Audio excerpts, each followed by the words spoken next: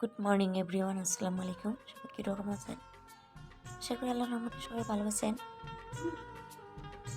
আজকে ঘুম থেকে উঠে দেখুন অনেকটাই বেলা হয়ে গেছে উঠতে উঠতে। তার সঙ্গে স্বামীর সাথে খেলা করছি আমি।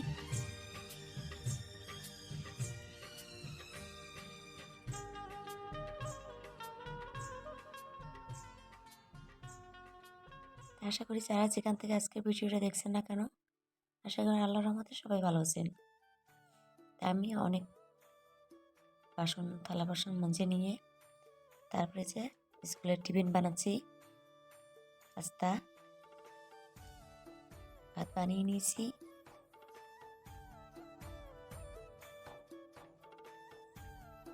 কারণ শীতের দিন ঘুম থেকে উঠতে উঠতে অনেকটাই বেলা হয়ে যায়, তাড়াহুড়া করে কাজ করে নিতে হয়।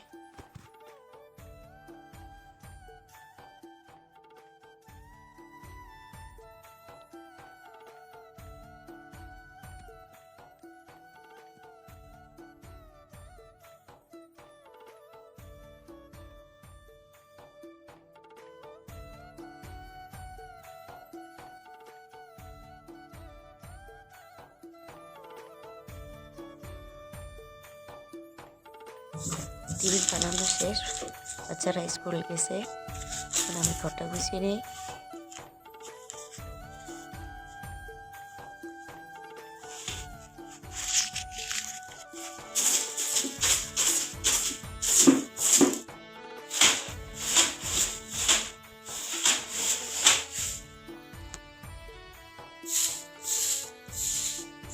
বিছানাটাকে তুলে নিয়েছি। এখন ঝাড়ু দিয়ে টেঙে টেঙে চাদরটা ভালো করে দেই।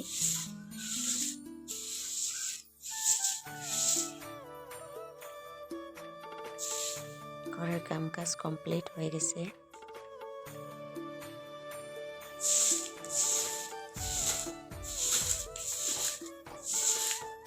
এখন রান্নাটা বসিয়ে দেই।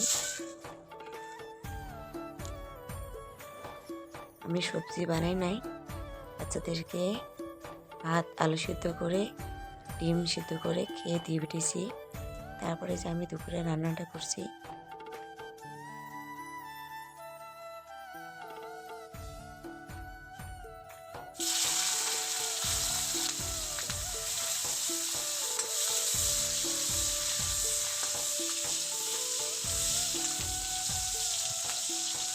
এগুলো হচ্ছে পটুয়া শাক।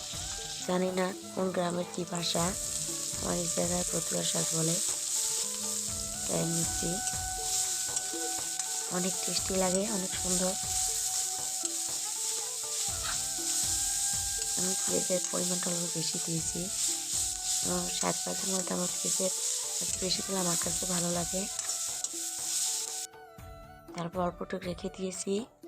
যে ইসলাম মাছের শুটকি আলু দিয়ে রান্নাটা করে নেই।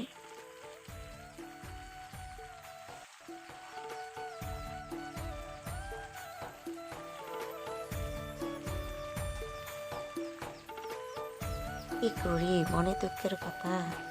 মানুষের নজরে নজরে আমি তো দিন দিন মোটা হয়ে যাচ্ছি। এভাবে আমাকে নজর লাগায়, জানি না আমি কেন একটু মজা করে বললাম কথাটা, কিছু মনে করবেন না। আমার ভিডিও কোনো কথাবার্তা বললে প্লিজ মাফ করে দিবেন।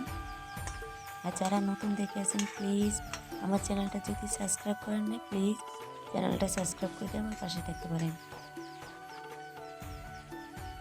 আমার রান্নাটা কমপ্লিট হয়ে গেছে, এখন খাওয়া দাওয়া করে নেই। আজকের মতো এখানেই রাখছি, ফিরে আসবো পরবর্তী ভিডিও নিয়ে। অনেক টেস্টি হয়েছে শাকটা। এখন খাওয়া দাওয়া শুরু করে দিই।